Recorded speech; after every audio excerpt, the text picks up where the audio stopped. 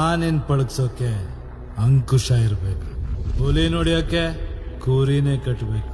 ದುನಿಯಾ ನಮ್ದಾಗ್ಬೇಕಂದ್ರೆ ದೌಲತ್ತು ದಮ್ಮು ಇವೆರಡೂ ಇರಬೇಕು. ಜೀವನದಲ್ಲಿ ಸೋಲು ಗೆಲುವಿನ ಪಗಡೆ ಹಾಕೋನು ಆ ಭಗವಂತ.